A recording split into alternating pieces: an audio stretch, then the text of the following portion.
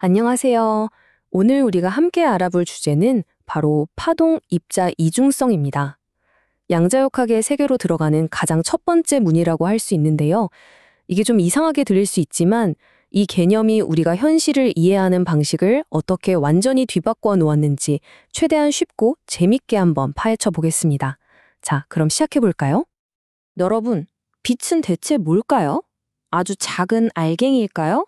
아니면 저기 호수에 퍼지는 물결 같은 파동일까요? 이 질문 되게 간단해 보이죠? 근데 이게 무려 수세기 동안 당대 최고의 과학자들 머리를 아프게 했던 어마어마한 미스터리였습니다. 바로 이 질문에서 모든 이야기가 시작됩니다. 자, 그럼 이야기의 첫 번째 장을 열어보겠습니다. 빛의 정체를 둘러싸고 벌어졌던 아주 위대한 과학 논쟁의 시대로 한번 돌아가 보죠. 자, 여기 두 명의 거물이 팽팽하게 맞서고 있습니다. 한쪽엔 우리가 너무 잘 아는 과학계의 슈퍼스타, 아이작 뉴턴이 있었어요. 뉴턴은 빛이 밀입자라는 아주 작은 알갱이들이 총알처럼 날아가는 거라고 생각했죠. 이렇게 생각하니까 거울에 빛이 반사되거나 물속에서 꺾이는 현상들이 기가 막히게 설명이 됐거든요. 근데 반대편에는 크리스티안 하이언스라는 과학자가 있었어요. 이분 생각은 달랐습니다. 아니야, 빛은 연못에 돌 던지면 퍼져나가는 물결 같은 파동이야 라고 주장했죠. 이 입자냐, 파동이냐 하는 논쟁이 무려 100년 넘게 이어졌습니다. 결판이 안 났죠. 그러다가 마침내 이 지긋지긋한 논쟁에 종지부를 찍을 것 같은 정말 획기적인 실험이 하나 등장합니다. 여기 타임라인을 한번 보세요. 뉴턴이 입자설을 주장하고 나서 거의 100년이라는 시간이 흘렀죠. 바로 그때 1801년에 토마스 영이라는 의사이자 과학자가 나타나서 이 모든 판을 뒤집어버릴 실험을 합니다. 실험은 생각보다 엄청 간단해요. 그냥 빛을 쏘는데 그 앞에 아주 가느다란 틈, 그러니까 슬릿이 2개 뚫린 판을 세워두는 거예요. 그리고 그 뒤에 있는 스크린에 어떤 모양이 생기는지 보는 거죠. 상식적으로 생각해 볼까요? 만약에 빛이 총알 같은 입자라면 당연히 슬릿 2개를 통과한 2줄의 무늬가 생겨야 맞겠죠? 그런데요, 결과는 정말이지 모두의 뒤통수를 치는 결과였습니다. 스크린에 나타난 건 깔끔한 2줄이 아니었어요. 그 대신 여러 개의 밝고 어두운 줄무늬가 번갈아가면서 나타나는 아주 이상한 간섭무늬가 나타난 겁니다. 자, 이 간섭무늬라는 게 오늘의 핵심 키워드 중 하나입니다.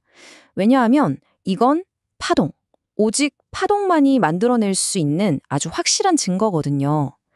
물결 2개가 만나서 서로 더 높아지거나 혹은 서로 상쇄돼서 잔잔해지는 거랑 똑같은 원리예요. 이 실험 하나로 길고 길었던 논쟁은 끝나는 듯 했습니다.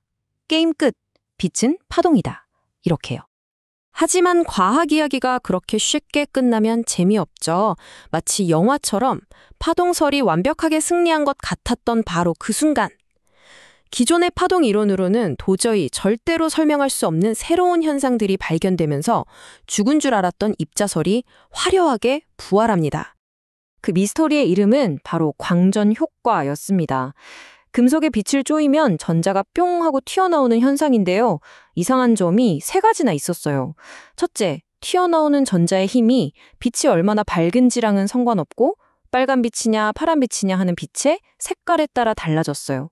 둘째, 특정 색깔의 빛이 아니면 아무리 강한 빛을 백날 쬐어도 전자가 단 1개도 안 나왔습니다.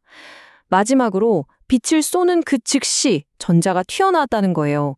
파동이라면 에너지가 쌓일 시간이 좀 필요할 텐데 말이죠. 이 도저히 풀리지 않던 수수께끼를 해결한 영웅이 등장합니다. 네, 바로 여러분이 생각하는 그 사람, 알베르트 아인슈타인입니다. 아인슈타인은 정말 대담한 생각을 내놓습니다. 빛은 파동이 아니라 광자라는 에너지 알갱이 하나하나의 묶음이다. 이 광자라는 개념을 도입하니까 그 모든 미스터리가 거짓말처럼 풀렸습니다. 광자 알갱이가 전자를 1대1로 때리는 거니까 광자 에너지가 센, 즉 파란 빛일수록 전자가 세게 튀어나오고 에너지가 약한 광자는 전자를 때려낼 힘이 없고 또 1대1 충돌이니까 시간 지연도 없었던 거죠. 입자가 돌아온 겁니다. 그리고 이 아이디어는 콤프턴 효과라는 실험으로 완전히 쐐기를 박습니다. X선, 그러니까 빛의 일종인 X선 광자가 전자랑 부딪히는 모습이 진짜 꼭 당구공 두 개가 꽝 하고 부딪히는 거랑 똑같다는 게 증명된 거예요. 이제 빛이 입자라는 사실도 더 이상 무시할 수 없게 된 거죠. 자, 이제 머리가 좀 복잡해지죠? 아니, 이중슬릿 실험에서는 분명히 파동이었는데 광전 효과에서는 또 완벽한 입자라니 대체 빛의 정체는 뭘까요? 과학자들도 정말 혼란스러웠겠죠? 그런데 바로 이 지점에서 한 젊은 과학자가 훨씬 더 대담하고 이상한 질문을 던집니다. 잠깐만, 파동인 줄 알았던 빛이 입자처럼 행동할 수 있다면 혹시 입자인 줄 알았던 전자 같은 것들도 파동처럼 행동할 수 있는 거 아닐까? 1923년 루이드 브로이라는 젊은 과학자가 바로 이 혁명적인 가설을 내놓습니다. 전자나 원자처럼 우리가 당연히 알갱이라고 생각했던 모든 물질 입자들도 사실은 파동의 성질을 동시에 가지고 있을 거라는 생각이었죠. 당시에는 정말 황당무계한 소리처럼 들렸을 거예요. 그런데 놀랍게도 이 말도 안 되는 것 같던 아이디어가 불과 몇 년 만에 실험으로 증명되고 맙니다. 데이비슨과 거머라는 과학자가 실제로 전자 알갱이를 결정에 쐈더니 세상에 빛이 이중슬릿을 통과했을 때와 똑같은 간섭무늬를 만들어낸 거예요. 이건 명백한 입자인 전자도 파동처럼 행동한다는 정말 충격적인 증거였습니다. 그럼 대체 정체가 뭘까요? 입자라는 거예요? 파동이라는 거예요? 이 기막힌 역설을 정리하기 위해 닐스 보어라는 과학자가 상보서 원리를 제시합니다. 핵심은 이거예요. 이거냐 저거냐가 아니라 이거이기도 하고 저거이기도 하다. 모든 것은 입자인 동시에 파동의 성질을 가지고 있다는 겁니다. 단, 우리가 어떻게 관찰하느냐에 따라서 우리에게 입자의 모습으로 보이거나 파동의 모습으로 보일 뿐이라는 거죠. 마치 동전의 양면처럼요. 이건 단순히 비유가 아니라 우리가 현실을 보는 관점 자체를 뒤흔드는 이야기입니다. 어떤 사물은 우리가 관찰하기 전까지는 딱 정해진 실체가 없을 수도 있다는 뜻이니까요. 아니, 이렇게 알쏭달쏭하고 이상한 이야기가 지금 우리 삶이랑 도대체 무슨 상관이냐고요? 와, 근데 정말 놀라지 마세요. 이 파동, 입자, 이중성이라는 개념이 없었다면 우리가 지금 누리는 현대 기술은 거의 대부분 존재하지 못했을 겁니다.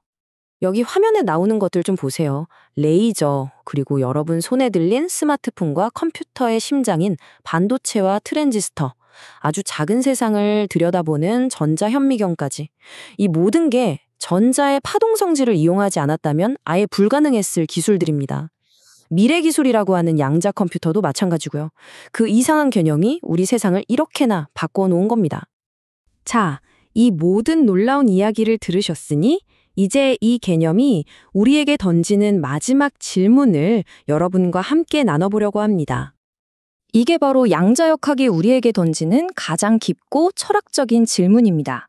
우리가 보기 전에는 파동처럼 퍼져 있다가 우리가 어디 있나 하고 보는 순간 하나의 입자로 결정된다면 과연 우리가 보지 않고 있을 때의 세상은 어떤 모습일까요? 어쩌면 본다는 우리의 행위 자체가 현실을 만들어내는 건 아닐까요? 이 기묘하고 아름다운 파동 입자 이중성에 대해 여러분은 어떻게 생각하시나요? 이 현실의 모습에 대해 어떤 생각이 드시는지 아래 댓글로 여러분의 의견을 자유롭게 남겨주세요. 오늘 이야기가 유익하고 재밌었다면 구독과 알림 설정을 통해 앞으로 이어질 더 흥미로운 이야기들도 놓치지 마시고요. 감사합니다.